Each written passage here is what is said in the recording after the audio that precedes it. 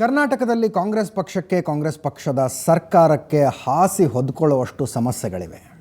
ಅದೆಲ್ಲದರ ಜೊತೆಗೆ ಗಾಯದ ಮೇಲೆ ಬರೆ ಅನ್ನೋ ಹಾಗೆ ಹಿರಿಯ ಕಾಂಗ್ರೆಸ್ ಮುಖಂಡರೇ ಬಹಿರಂಗವಾಗಿ ಸರ್ಕಾರಕ್ಕೆ, ಪಕ್ಷಕ್ಕೆ ಮುಜುಗರ ತರುವಂಥ ಹೇಳಿಕೆಗಳನ್ನು ಕೊಡ್ತಾರೆ.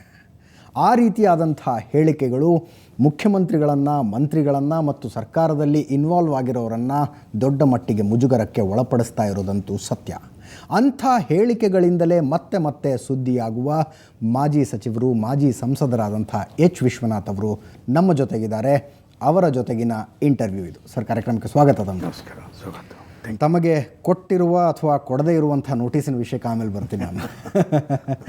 ಮೊದಲಿಗೆ ತಾವು ಸುದ್ದಿಯಾಗುವಂಥದ್ದು ಈ ರೀತಿಯಾದಂಥ ಹೇಳಿಕೆ ಕೊಡೋದಕ್ಕೆ ಅಥವಾ ಸುದ್ದಿ ಆಗಬೇಕು ಅನ್ನೋ ಕಾರಣಕ್ಕಾಗಿಯೇ ಹೇಳಿಕೆಗಳನ್ನು ಕೊಡ್ತೀವಿ? ಹಾಗೇನಿಲ್ಲ.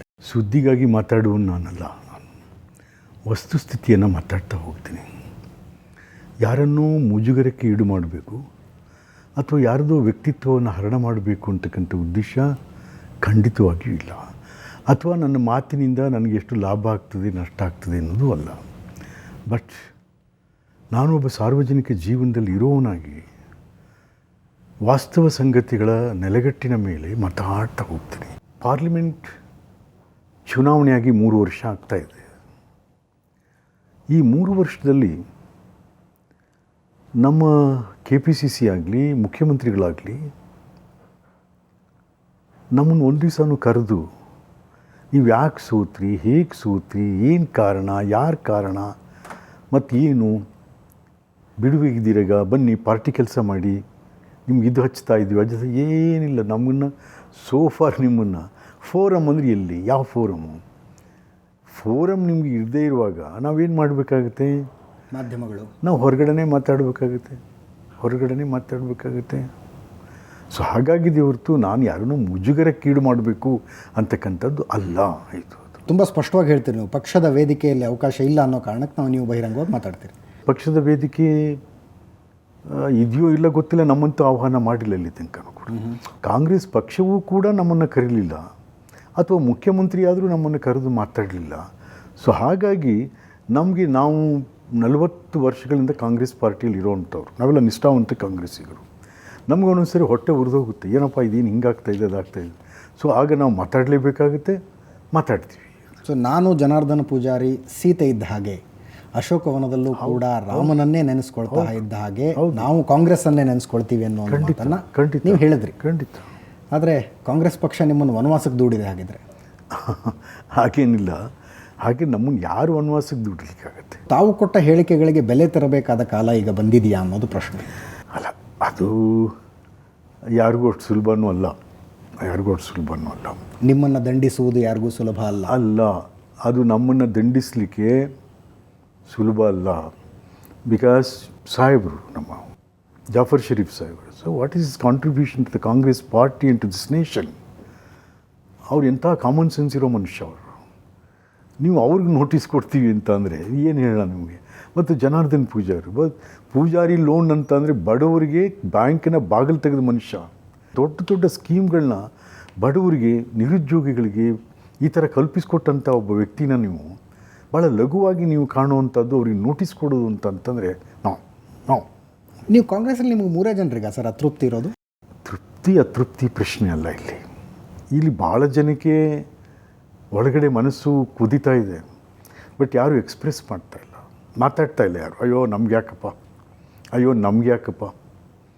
ಮತ್ತು ಯಾರ್ಯಾರೋ ಏನೇನಕ್ಕೂ ಹೋಗಬೇಕಲ್ಲ, ಮುಖ್ಯಮಂತ್ರಿ ಹತ್ರ ಹೋಗಬೇಕು, ಮಂತ್ರಿಗಳ ಹತ್ರ ಹೋಗಬೇಕು. ನಮ್ಗೆ ಅದು ಯಾವ ಇರಾದೇನೂ ಇಲ್ಲ ನಮಗೆ. ಸೊ ನಾನು ಐ ಆಮ್ ಫೇರ್, ಮಾತಾಡ್ತೀನಿ. ನಾನು ಮಾತಾಡಿದಾಗ ಏನಾಗುತ್ತೆ ಅಂದರೆ, ಕೆಲವರು ಅವ್ರಿಗೆ ಉತ್ತರ ಕೊಡಲಿಕ್ಕಾಗಲ್ಲ ನಾನು ಹೇಳಿದ್ದೀನಿ. ಅದಕ್ಕೆ ಅವ್ರೇನು ಹೇಳ್ತಾರೆ, ತಮ್ಮಂಥವ್ರು ಅವ್ರನ್ನ ಕೇಳಿದರೆ ಏನು ವಿಶ್ವನಾಥ್ ಬಿಡ್ರಿ ಸುಮ್ಮನೆ ಮಾತಾಡ್ತಾರೆ ಅಷ್ಟು ಹೇಳ್ತಾರೆ. ಬಟ್ ವಿಶ್ವನಾಥ್ ಯಾತಕ್ಕೆ ಮಾತಾಡಿದ್ರು ಅಂತಕ್ಕಂಥದ್ದನ್ನು ವಿಶ್ಲೇಷಿಸಿ ಮಾತಾಡಲ್ಲ ಅವರು. ಅಥವಾ ಒಂದೊಂದ್ಸರಿ ವಿಶ್ವನಾಥ್ ಬಿಡ್ರಿ ಹುಚ್ಚ ಅಂತ ಅಂದ್ಬಿಡ್ತಾರೆ. No, that's not. ನಿಮಗೆ ಶೋಕಾಸ್ ನೋಟಿಸ್ ಕೊಟ್ಟಿದ್ದು ಹೌದಾ ಸರ್ ಅಂತ ನಾನು ಪತ್ರಿಕೆಗಳಲ್ಲಿ, ಮಾಧ್ಯಮಗಳ ಮೂಲಕ ಕೇಳಿಕೊಂಡೆ. ಇನ್ನೂ ನನಗೆ ತಲುಪಿಲ್ಲ ಅದು.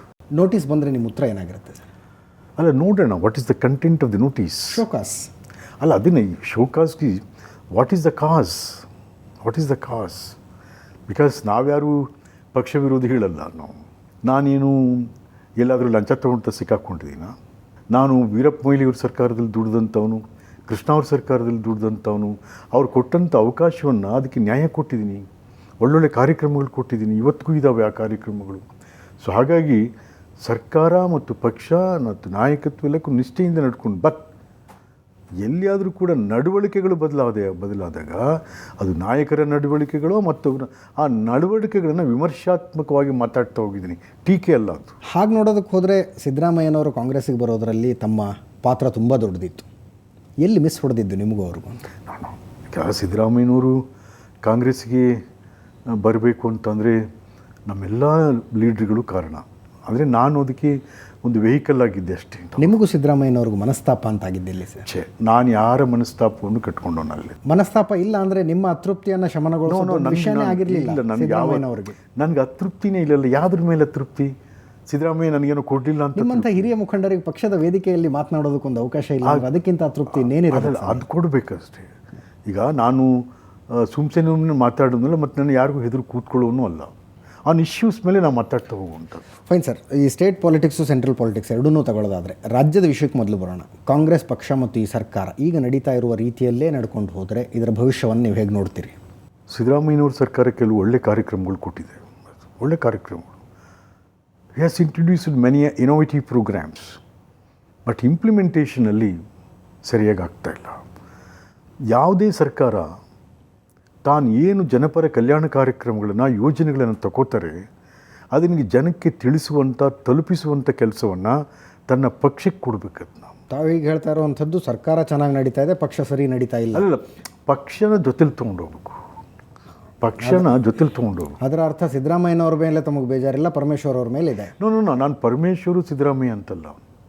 No, they're all our leaders. Parameshwar is our party president, Siddaramaiah is our chief minister. ನನಗೆ ಯಾರ ಮೇಲೂ ಗ್ರೋಸ್ ಇಲ್ಲ ಅದನ್ನು. ಪಕ್ಷ ಮತ್ತು ಸರ್ಕಾರ ಜೋಡಿಯಾಗಿ ಹೋಗಬೇಕು ವಿತ್ ಆಲ್ ಅಂಡರ್ಸ್ಟ್ಯಾಂಡಿಂಗ್.